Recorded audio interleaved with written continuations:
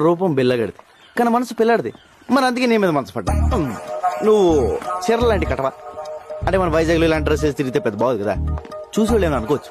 నేను వైజాగ్ లో ఎందుకు తిరుగుతాను? నా మాట కదా, మన కప్పులు బాగుంటాయి. ఓకే చేసి పద. నేను మాట్లాడింది అర్థమైందా?